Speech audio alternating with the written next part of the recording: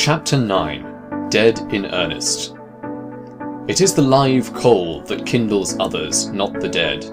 What made Demosthenes the greatest of all orators was that he appeared the most entirely possessed by the feelings he wished to inspire. The effect produced by Charles Fox, who, by exaggerations of party spirit, was often compared to Demosthenes, seems to have arisen wholly from this earnestness, which made up for want of almost every grace, both of manner and style. Anonymous. 12 poor men taken out of boats and creeks without any help of learning should conquer the world to the cross. Stephen Carnock. For his heart was in his work, and the heart giveth grace unto every art. Longfellow. He did it with all his heart, and prospered. 2 Chronicles. The only conclusive evidence of a man's sincerity is that he gives himself for a principle. Words, money, all things else are comparatively easy to give away. But when a man makes a gift of his daily life and practice, it is plain that the truth, whatever it may be, has taken possession of him. Lowell. The emotions, says Whipple, may all be included in the single word enthusiasm, or that impulsive force which liberates the mental power from the ice of timidity, as spring loosens the streams from the grasp of winter and sends them forth in a rejoicing rush. The mind of youth, when impelled by this original strength and enthusiasm of nature, is keen, eager, inquisitive, intense, audacious, rapidly assimilating facts into faculties and knowledge into power, and, above all, teeming with that joyous fullness of creative life which radiates thoughts as inspiration and magnetizes as well as informs. Columbus, my hero, exclaims Carlyle, royalist sea king of all, it is no friendly environment this of thine in the waste deep waters. Around thee mutinous discouraged souls, behind thee disgrace and ruin, before thee the unpenetrated veil of night. Brother, these wild water mountains, bounding from their deep bases, 10 miles deep I am told, are not there on thy behalf. Meseems they have other work than floating thee forward, and the huge winds that sweep from Ursa Major to the tropics and equator, dancing their giant waltz through the kingdoms of chaos and immensity, they care little about filling rightly or filling wrongly the small shoulder of mutton sails in this cockle skiff of thine. Thou art not among articulate speaking friends, my brother, thou art among immeasurable dumb monsters, tumbling, howling wide as the world here. Secret, far off, invisible to all hearts but thine, there lies a help in them. See how thou wilt get at that. Patiently thou wilt wait till the mad sou'wester spend itself, saving thyself by dexterous science of defence the while. Valiantly, with swift decision, thou wilt strike in where the favouring east wind, the possible, springs up. Mutiny of men thou wilt sternly repress. Weakness, despondency, thou wilt cheerily encourage. Thou wilt swallow down complaint, unreason, weariness, weakness of others and thyself. How much wilt thou swallow down? And there shall be a depth of silence in thee, deeper than this sea which is but 10 miles deep. A silence unsoundable, known to God only. Thou shalt be a great man. Yes, my world soldier, thou of the world marine service, thou wilt have to be greater than this tumultuous, unmeasured world here round thee is.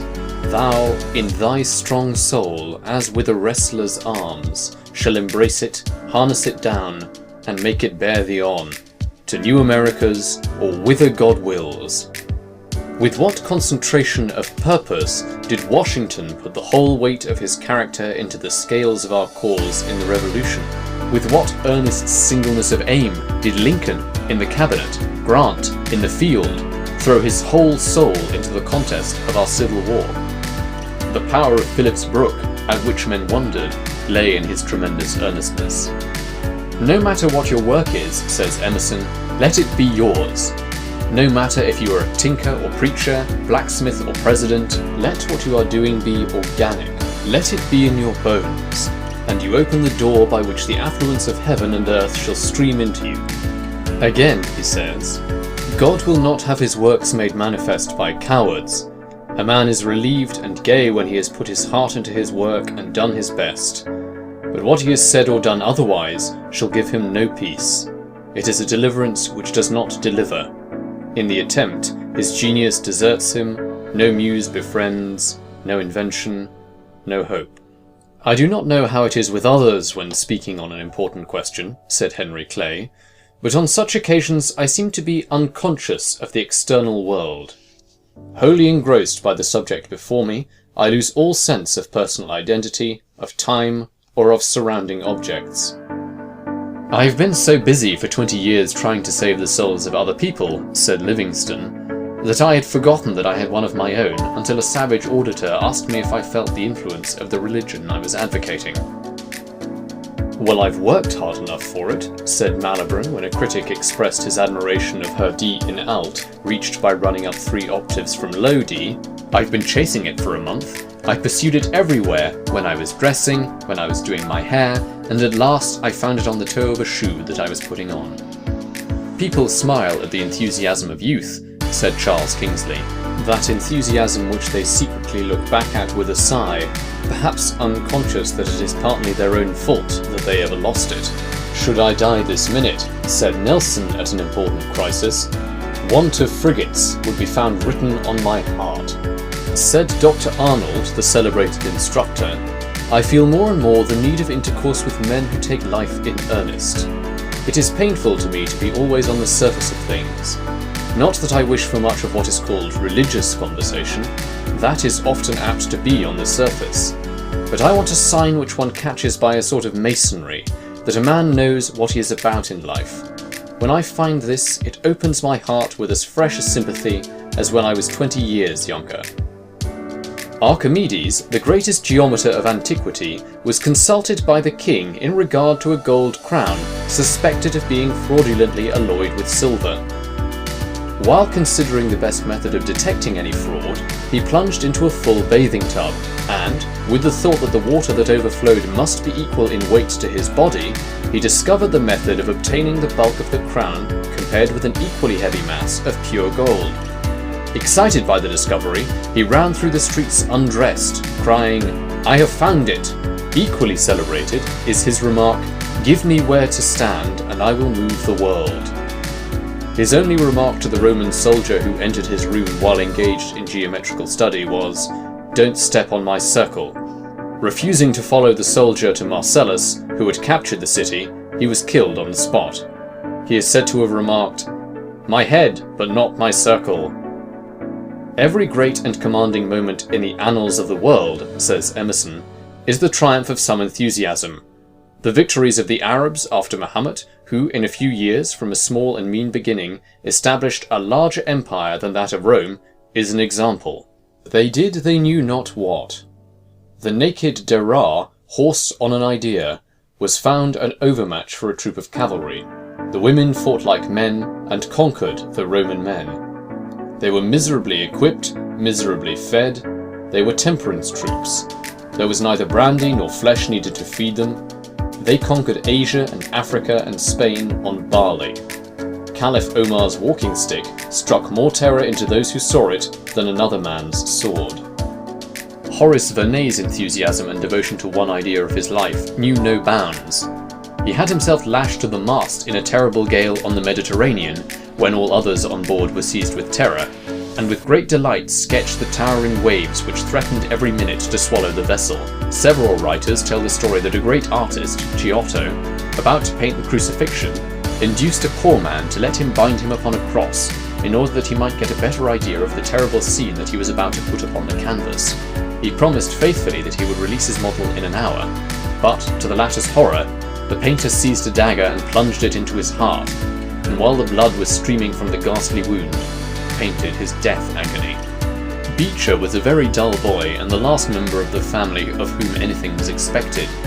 He had a weak memory and disliked study. He shunned society and wanted to go to sea. Even when he went to college, many of his classmates stood ahead of him who had fallen into oblivion. But when he was converted, his whole life changed.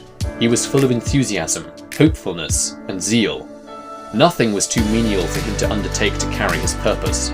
He chopped wood, built the fire in his little church in Lawrenceburg, Indiana, of only 18 members, cleaned the lamps, swept the floor, and washed the windows. He built the fire, baked, washed when his wife was ill.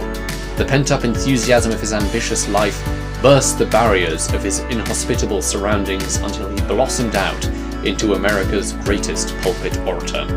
When Handel was a little boy, he bought a clavichord, hid it in the attic, and went there at night to play upon it, muffling the strings with small pieces of fine woolen cloth so that the sound should not waken the family. Michelangelo neglected school to copy drawings which he dared not carry home. Murillo filled the margin of his schoolbook with drawings. Dryden read Polybius before he was 10 years old. Lebrun, when a boy, drew with a piece of charcoal on the walls of the house. Pope wrote excellent verses at 14. Blaise Pascal, the French mathematician, composed at 16 a tract on the conic sections.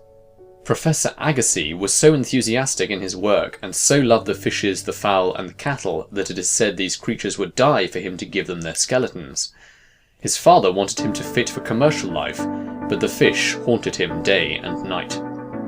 Confucius said that he was so eager in the pursuit of knowledge that he forgot his food, and that in the joys of its attainment he forgot his sorrows, and that he did not even perceive that old age was coming on. The boy that tries to make himself useful, said an employer of the errand boy, George W. Childs. It is this trying to be useful and helpful that promotes us in life. Once when Mr. Harvey, an accomplished mathematician, was in a bookseller's shop, he saw a poor lad of mean appearance enter and write something on a slip of paper and give it to the proprietor. On inquiry, he found this was a poor deaf boy, Kitto, who afterwards became one of the most noted biblical scholars in the world, and who wrote his first book in the poorhouse. He had come to borrow a book. When a lad, he had fallen backwards from a ladder 35 feet upon the pavement with a load of slates he was carrying to the roof. The poor lad was so thirsty for books that he would borrow from booksellers who would loan them to him out of pity, read them, and return them. The youth's companion says that Mr. Edison, in his new biography, his Life and Inventions, describes the accidental method by which he discovered the principle of the phonograph. There is a kind of accident that happens only to a certain kind of man. I was singing to the mouthpiece of a telephone, Mr. Edison says, when the vibrations of the voice sent the fine steel point into my finger. That set me to thinking. If I could record the actions of the point, and send the point over the same surface afterward, I saw no reason why the thing would not talk. I tried the experiment first on a slip of telegraph paper, and found that the point made an alphabet. I shouted the words, "Halloo, halloo," into the mouthpiece, ran the paper back over the steel point, and heard a faint "halloo, halloo" in return.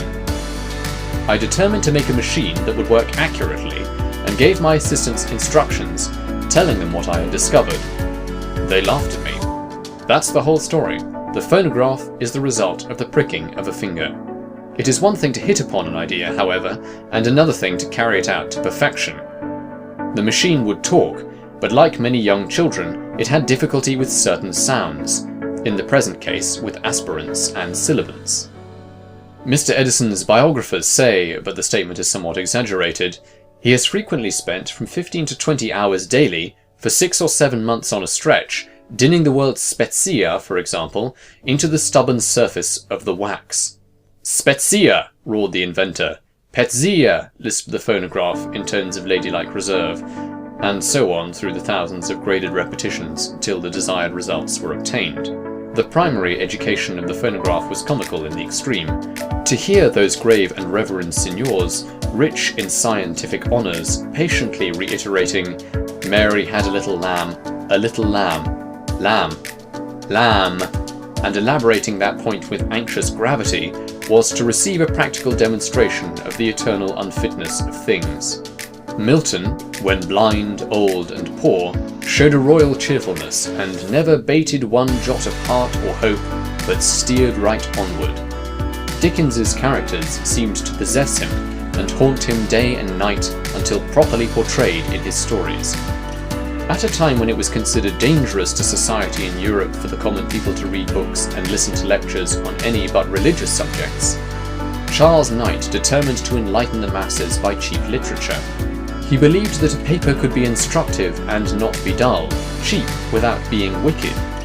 He started the Penny magazine, which acquired a circulation of 200,000 the first year. Knight projected the Penny Cyclopedia, the library of entertaining knowledge, half hours with the best authors, and other useful books at a low price. His whole adult life was spent in the work of elevating the common people by cheap yet wholesome publications. He died in poverty, but grateful people have erected a noble monument over his ashes.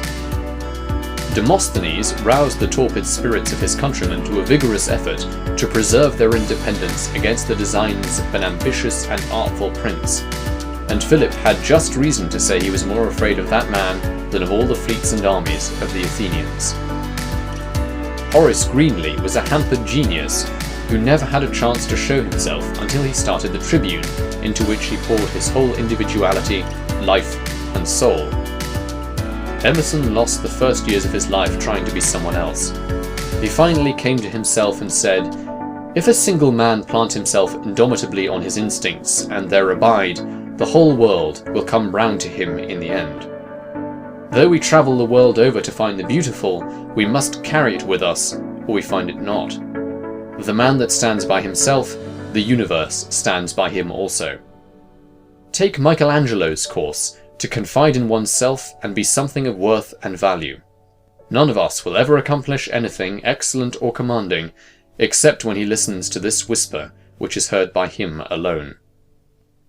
Many unknown writers would make fame and fortune if, like Bunyan and Milton and Dickens and George Eliot and Scott and Emerson, they would write down their own lives in their manuscripts, if they would write about things they have seen, that they have felt, that they have known. It is the life thoughts that stir and convince, that move and persuade, that carry their very iron particles into the blood. The real heaven has never been outdone by the ideal.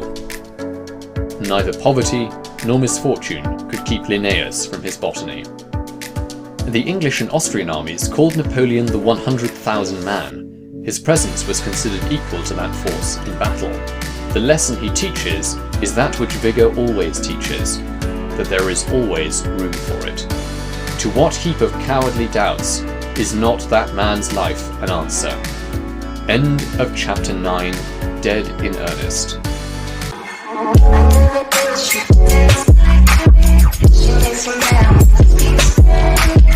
¿Cómo se llama?